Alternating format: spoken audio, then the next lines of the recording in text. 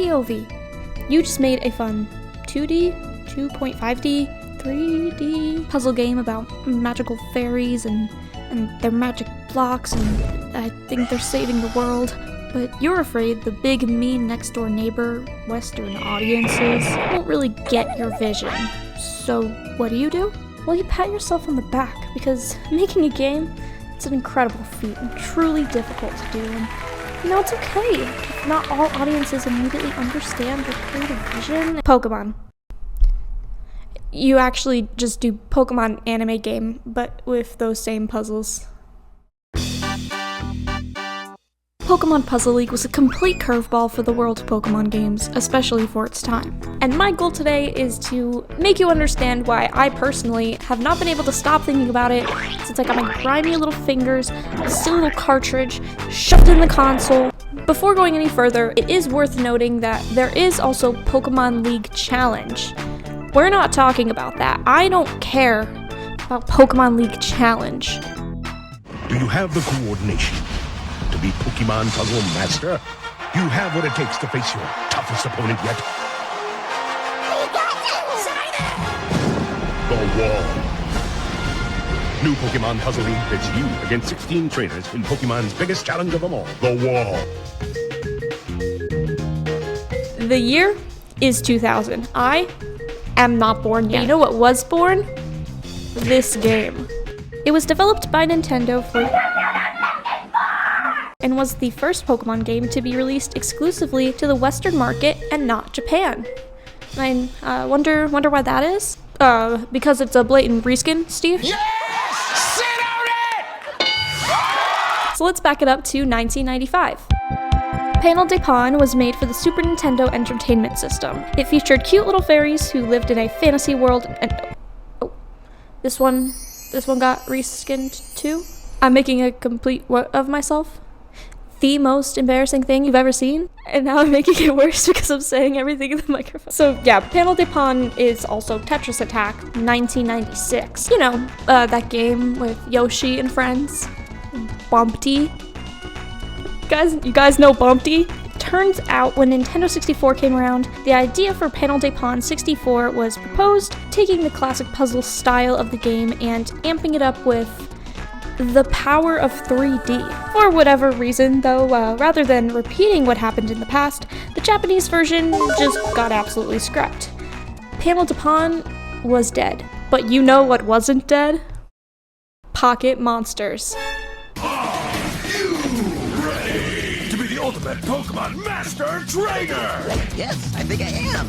It's the late 90s, Pokemon is cool, Pokemon is fun and fresh. Pokemon Mania is a legit term used to describe this era of time. Pokemon was known worldwide and seen practically everywhere. There were video games, the animated show, the animated movies, the trading cards, the merch. Lots and lots of merch. So much merch. Even Burger King toys, which may or may not have caused some problems. But even with the controversies, with the many controversies, Pokemon Mania was unstoppable. Not only was it unstoppable, it was marketable. So the developers took Panel de Pon, slapped as much Pokemon anime content as they could onto it, and boom, brand new, super amazing game. But don't worry, for all my 3 Panel de Pon fans out there, the game was finally completed and released on the Nintendo GameCube as a part of the Nintendo Puzzle Collection. So, everyone wins. Except for Bumpty. Probably not Bumpty. Video game history is often seen through generations. Generation 1 is stuff like Space War. Basically just a bunch of space-related games because when screen is black and light is white, it looks like space. They had funky consoles and things were just really weird. To be honest, most of the things in this era can be blamed on Star Trek. Generation 2.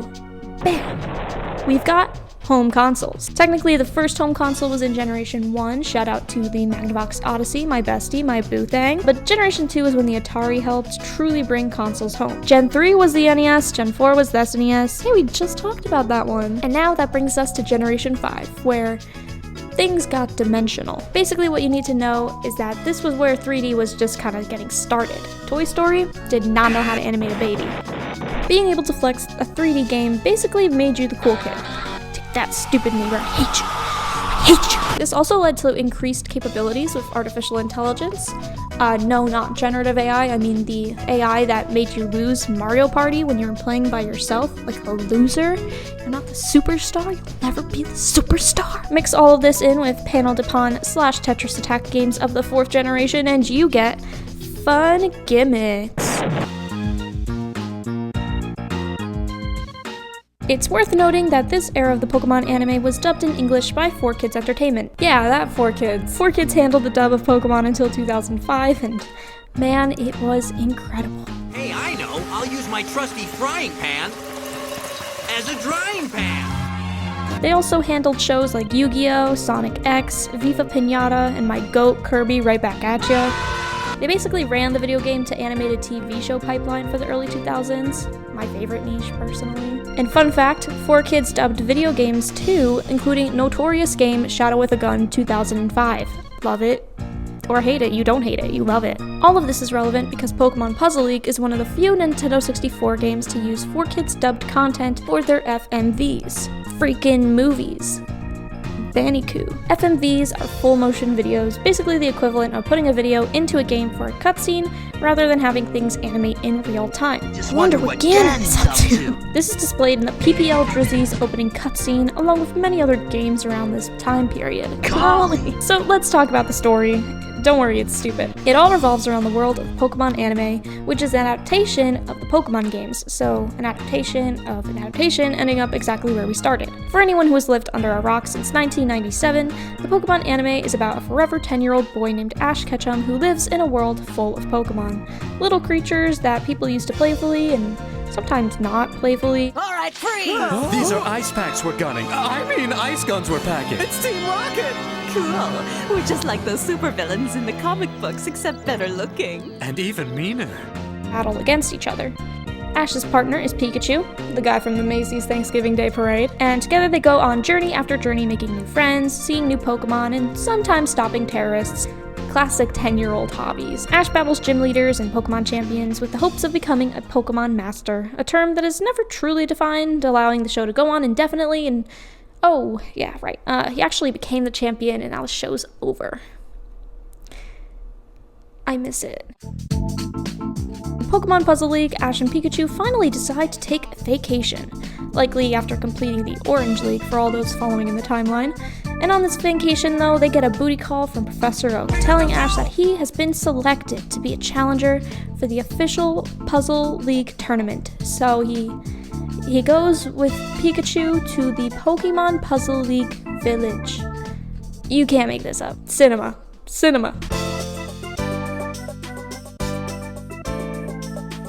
Let's talk about how you actually play the game. This is you, and this is your opponent. Your goal is to arrange blocks with the same color and symbol in horizontal and vertical lines of 3 or more.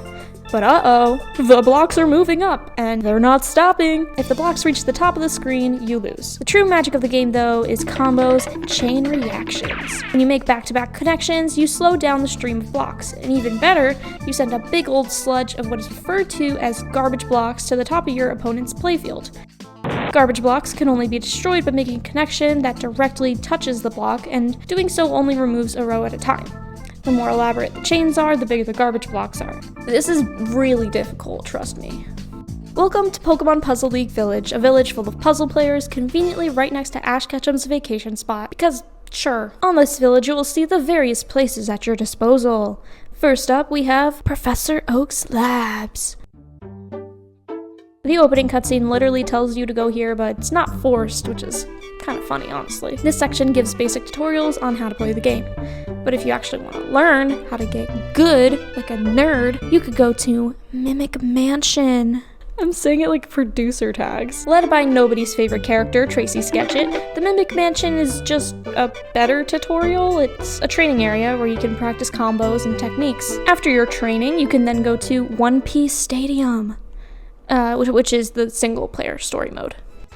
Here you play as Ash as he battles through the Pokemon Puzzle League, facing rivals, gym leaders, Team Rocket, Giovanni, who not only runs Team Rocket, but is also the Puzzle Master, the Elite Four, and the current Puzzle League champion. Oh hey, it's Gary again. You could choose between Pikachu, Squirtle, or Bulbasaur. You're probably wondering, does the Pokemon you choose really matter? Are there type advantages and strategies I can use in the mainline games? No. No. Does not matter. In fact, multiple characters in the game have Pokemon that they just straight up do not have in the series at all. When you first play, you only have the options of easy, normal, and hard mode. Each mode has more difficult AI and offers more opponents to fight. Once you successfully defeat hard mode, congratulations, you win! Look at you with your little trophy and... oh my god, it's not over. Turns out the true puzzle master is actually Mewtwo, but after beating hard mode, you unlock very hard mode, where you can actually face Mewtwo for the first time. Beating Mewtwo gets you to the true ending cutscene. What's happening now? Pika! Guess it was just a dream. Pika? Huh? Whoa! It wasn't a dream after all, Pikachu. We really did win. Pikachu!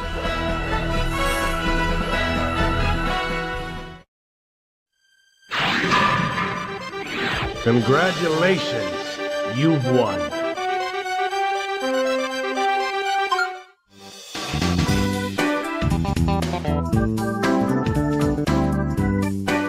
Thank you, 4Kids. This is great. Defeating very hard mode then unlocks super hard mode, which, not to brag, but I actually did beat myself once. It's just very hard mode, but somehow even more impossible. Like, look at this shit. I have no clue how I did this, by the way. I think I was like 13. Beating super hard mode then grants you with the Bulbasaur code, which is actually really clever. And when you input this code, it lets you fight Mewtwo whenever you want.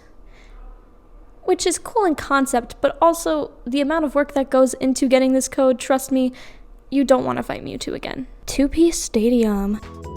Co-op, yay, with your friends, yay! I never owned another N64 controller, so I've never actually tried this game mode before. Time zone. What if you played alone and had to beat a time limit? This is probably good for practicing, I guess, or maybe inducing an anxiety attack. Spa service. Welcome to the spa. Psych, dumbass. It's not a spa, you idiot. It's Team Rocket, bitch, and they just took your Bulbasaur and your Squirtle. You're cooked. This is actually just another story mode, but rather than battling someone, you're doing a line clear game, so it's actually pretty fun. Marathon. It's exactly what you think. Endless mode, but hey, whoa! It's got 3D. Remember that thing about gimmicks I said earlier? There it is. And lastly, Puzzle University. This is another training area. Oh my god. Wait, guys, wait. This one's actually kind of cool. You get a certain number of moves allotted to clear all the blocks on the screen. Again, harder than it looks. There's plenty of content here too, with it having 3 different classes. It's a great way to change how you view puzzles if you're like me and then go into the fawn response whenever you start doing a basic combo chain. 4Kids is kind of silly. It's known for having its weird localization moments. All in all, it does a fair job with the dubbing, especially for Pokemon. The game utilizes the 4Kids dubbing for all of the voice clips used in the game, although most of the game is just text, not actual voices. It's better than the mainline Pokemon series though, right guys? I just want voice acting in my Pokemon games. But then there's the Pokemon. Oh boy, in the games, they all have unique animal-like sounds, but not in the anime for some reason. Pikachu! And whenever you make a combo in the game, the Pokemon you selected makes a little battle cry. This also happens for your opponent too, meaning when you're locked in, this is what an average game would sound like. Way to go! Pikachu!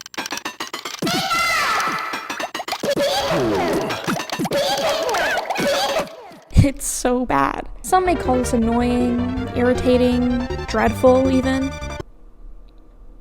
That's the end of the sentence. The music though? Oh, let's talk about it. The music in this game is mostly instrumental arrangements of songs from the hit classic 1999 soundtrack, Pokemon To Be a Master. My second favorite Pokemon album, by the way, because nothing can compete with Pokemon Christmas Bash. But like, have you been listening to the music in this video? This shit is good. Listen to Giovanni's theme for a second.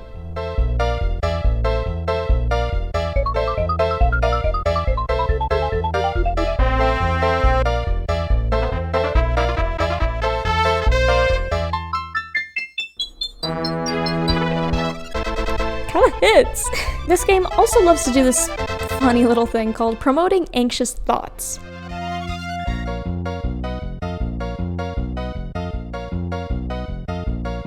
And it does this by increasing the song's tempo when you get close to losing. It even changes the key, like a locksmith. I don't really know how to fit in this last bit of information, but a fun fact is actually that some of the developers put in cute little notes for their significant other within the sound clips that say that they love each other. Emi-chan, いつも愛してる. I love you, Liz. So this game is literally built on love. It can't get much better than that. So now you know about the magical masterpiece that is this game, but the question still remains, why do people still care about it? Why are people still talking about it? Why am I talking to you about it? Thank you for watching this video, by the way. Thank you for still watching this video. But the reason is speedrunning. Speedrunning is a technique / phenomenon / strategy where gamers try to complete a game as fast as humanly possible. Sometimes this is through hacks or cheats, and in Pokemon Puzzle League's case, it's just by being an absolute freak. Not only are you making the occasional combo, No, that would be too simple. You are plotting, utilizing certain combo types, timing out your moves, praying the AI gods spare you. It's terrible. Don't get me wrong, I appreciate the skill that goes into actually wanting to do this to yourself. I mean, according to speedrun.com, the fastest run is 12 minutes and 47 seconds. If you only count in-game time, that's 7 minutes and 14 seconds. That is absolutely crazy, and I hope that I've explained this game enough to you so that you can properly understand that. It makes me happy to know that I'm not the only person who cares so much about this game to the point where it's a little bit weird. Another reason why people still care? Because for some reason, Nintendo actually still cares about it too. It was released on the Wii Virtual Console on May 5th, 2008. Yeah, remember that? Remember you could go online and buy games for your Wii? And then they brought it back again with the Nintendo Switch Online as part of their Nintendo 64 gaming package on July 15th, 2022. I remember where I was. This was a big moment for me. Lives were changed. We even live in a world where you can emulate games on your phone, even if...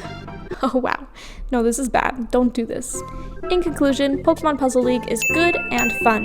If you like puzzles, play it. If you like Pokemon, play it. If you don't like either of those things, why are you still here? Hey everybody, welcome to my outro. Thank you so much for watching. This is my first video here on this account if you couldn't tell, so please give it a like, leave some fun comments, and subscribe down below if you want more because I plan to make videos like this at least once a month. I'm really excited to try to do this, but also keep in mind I'm a college student, so we'll see how much I can stay out to the schedule. But yeah, you can follow me on TikTok, on Instagram, BlueSky, Twitter, all the fun stuff. I even have a Twitch account, so hopefully in the future I can use that too. But yeah, I had a lot of fun, and I'll see you guys next time. Bye!